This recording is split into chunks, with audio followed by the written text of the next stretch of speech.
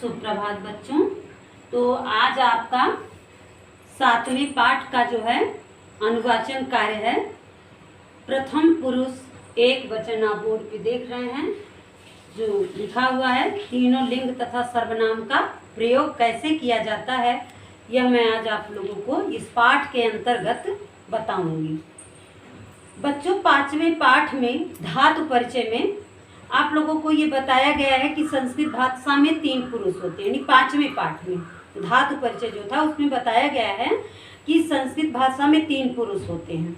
अब हम तीनों पुरुषों को विस्तार से जानकारी इस पाठ के अंतर्गत जानेंगे। जिसके विषय में बात की जा रही है उसे प्रथम पुरुष, जिसके विषय में बात की जाए, है ना। प्रथम, मध्यम और उत्तम 3 पुरुष होते हैं, ये आपको बताया गया है।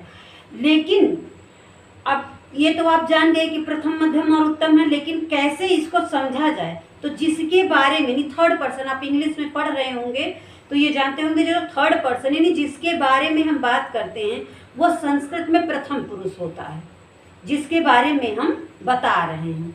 और जो सुनने वाला होता है, श्रोता यानी कि आप, तो वो हो गया मध्यम पुरुष। और जो बोलने वाला होता है यानी कि वक्ता, वो उत्तम पुरुष यानी कि मैं, है ना।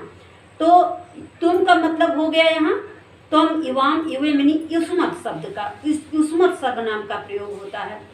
और मध्य उत्तम पुरुष का मतलब अहम, मतलब मैं, यानी कि अस्मद शब्द का प्रयोग होता है। तो यहाँ है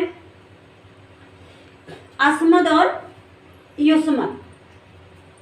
प्रथम पुरुष सुनने वाला मध्यम पुरुष कहलाता है, इसके लिए युष्मत सर्वनाम शब्द का प्रयोग होता है। बच्चों, आपके पेज नंबर 45 के लेसन में भी दिया हुआ है विस्तार से, तो आप एक बार इसको स्वयं पढ़ेंगे भी, पढ़ करके भी समझेंगे थोड़ा सा।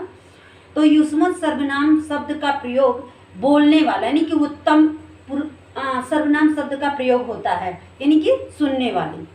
उसमें क्या होता है, युष्मद, तुम, इवाम, यूयम, तुम, इवाम, यूयम, युष्मद कहलाता है। बोलने वाला उत्तम पुरुष यानी कि वक्ता, वह है अस्मद शब्द, अहम, आवाम, वयम, अहम, आवाम, वयम सर्वनाम शब्द का प्रयोग होता है। संस्कृत में काल को लेकर कहते हैं, काल को क्या कहते हैं, लकार। संस्कृत में काल को क्या कहते हैं, लकार। सर्वप्रथम हम प्रथम पुरुष एक वचन में तीनों वचनों का प्रयोग वर्तमान काल अर्थात लट लकार, वर्तमान काल, काल कितने हैं, 3, वर्तमान काल, भूतकाल और भविष्य काल। लेकिन संस्कृत में इसको क्या कहते हैं, लकार। और लकार को, इसका नाम क्या है, लट लकार, लिट लकार और लंग लकार। तो लट लकार वर्तमान काल, लंग लकार बीता हुआ यानी भूतकाल, और लिट लकार भविष्य काल यानी कि आने वाला काल, कल। तो ये है लट लकार, लंग लकार और लिट लकार। लट लकार मतलब वर्तमान काल, लंग लकार मतलब भूतकाल, और लिट लकार मतलब भविष्य काल। तो ये हो गए आपके तीनों काल। बच्चों, संस्कृत में सर्वप्रथम आपको यह जानना अति आवश्यक है, पुरुष, काल और वचन, यही संस्कृत का मूल है। यदि इसकी जानकारी आपको अच्छी तरह से है तो आप ये जान जाएंगे कि यह कार्य किस काल में और कौन कर रहा है। 2 लोग कर रहे हैं कि 1 लोग कर रहे हैं या सब लोग मिलके कर रहे हैं। तो यह जानने नहीं कि वचन और पुरुष कौन सा है, प्रथम है, मध्यम है, तुम सब मिल करके कर रहे हो, वे सब मिलकर कर रहे हैं कि हम सब मिलकर कर रहे हैं। हम कर रहे हैं, हम 2 कर रहे हैं, वे कर रहे हैं, वे 2 कर रहे हैं, वे सब कर रहे हैं, तुम कर रहे हो, तुम 2 कर रहे हो, तुम सब कर रहे हो। तो इस तरह से कर रहा है, कर चुके हैं, करेंगे, है ना। जैसे आपका इंग्लिश का है वही ग्रामर इसमें भी चलेगा। तो लट लकार यानी कि वर्तमान काल। प्रथम पुरुष एक वचन में कर्ता, प्रथमा विभक्ति एक वचन का रूप। आपको बताया गया है कि कार्य, हमें कोई सेंटेंस लिखते समय या बोलते समय इस बात का संस्कृत में विशेष ध्यान रखना है कि जिस पुरुष और वचन का कर्ता होगा उसी पुरुष और वचन की क्रिया होगी। जिस पुरुष और वचन की क्रिया है उसी पुरुष और वचन का कर्ता भी वहां लगाना होगा। तो ये के साथ प्रथम पुरुष एक वचन की ही क्रिया का प्रयोग होता है। जैसे बालकः पठति अर्थात बालक पढ़ता है, यहाँ बालको पठति नहीं होगा, बालको पठता हो जाएगा, यानी कर्ता दो वचन है तो क्रिया भी दो वचन की होनी चाहिए, है ना। बालका पठन, कर्ता बहुवचन है तो क्रिया भी बहुवचन की होनी चाहिए। तो जैसे उदाहरण दिया हुआ है कि बालका पठत अर्थात बालक पढ़ता है। नीचे प्रथम पुरुष एक वचन में तीनों लिंगों का सर्वनामों के साथ प्रयोग उदाहरण देखिए। आपके इसमें पेज नंबर 45 में दिया हुआ बच्चों कुछ उदाहरण। बालका नमत लट लकार प्रथम पुरुष एक वचन। बालक नमस्कार करता है ना, अकेला है। बालका नमति सह नमति, वह नमस्कार करता है। गौरव धावत, गौरव दौड़ता है। सह धावत, वह दौड़ता है। मोहना लिखत, मोहन लिखता है। सह लिखत, वह लिखता है। सैनिका रक्षत, सैनिक रक्षा करता है। सह रक्षत, वह रक्षा करता है। अब ये था पुल्लिंग का। अब स्त्रीलिंग देखिए। बालिका पठति, लड़की पढ़ती है। सा पठति, वह पढ़ती है। प्रियंवदा गायत, प्रियंवदा गाती है। सा गायत, वह गाती है। गीता क्रीडति, गीता खेलती है। सा क्रीडति, वह खेलती है।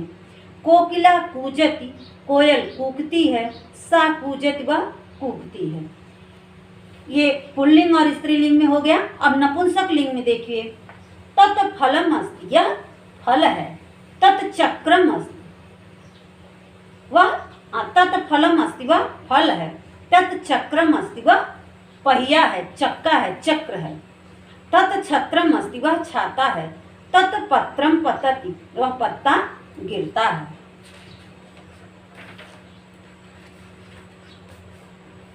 ऐसा अश्वः, यह घोड़ा है। अश्व धावति, घोड़ा दौड़ता है। ऐसा सूर्यः अस्ति, यह सूर्य है। सूर्यः उदयति, सूर्य उगता है। ऐसा चैतन्यः अस्ति, यह चैतन्य है। चैतन्य गच्छति, चैतन्य जाता है। ऐसा संजयः अस्ति, यह संजय है। संजय पश्यति, संजय देखता है। ऐसा अध्यापिका अस्ति, यह अध्यापिका है। अध्यापिका पाठयति, अध्यापिका पढ़ाती है। ऐसा कलिका अस्ति, यह कली है। यह कलिका मतलब फूल है, गुलाब है। कलिका विकसति, कली खिलती है। ऐसा मूसिका अस्ति, यह चूहा है।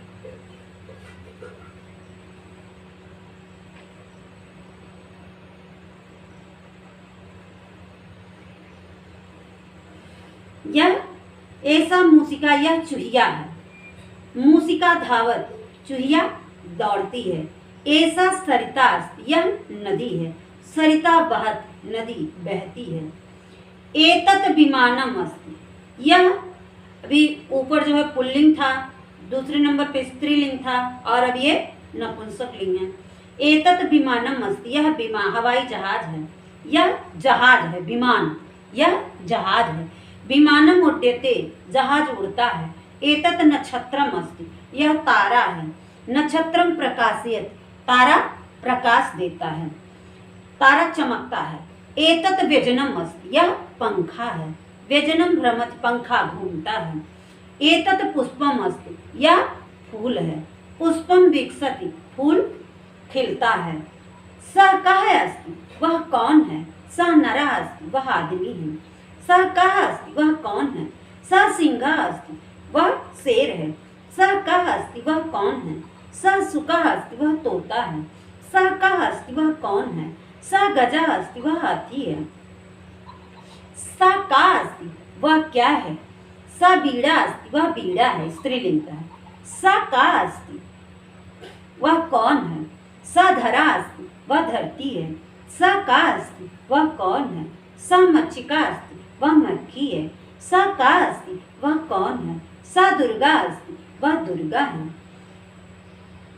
एतत् किम, तत् किम, वह क्या है। तत् वस्त्रम अस्ति, वह कपड़ा है। तत् किम अस्ति, वह क्या है। तत् व्यजनम अस्ति, वह पंखा है। एतत् किम अस्ति, यह क्या है। एतत् तृणम अस्ति, यह घास है।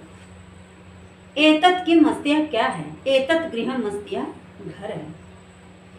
पुल्लिंग शब्दों का प्रयोग स्त्रीलिंग शब्दों का प्रयोग, नपुंसक लिंग शब्दों का प्रयोग बच्चों पेज नंबर 47 में आपके दिया हुआ है। पहले पुल्लिंग का सुनिए। छात्र नमत, छात्र नमस्कार करता है। ऐसा रामा लिखत, यह राम लिखता है। सिंघा गर्जत, शेर गरजता है।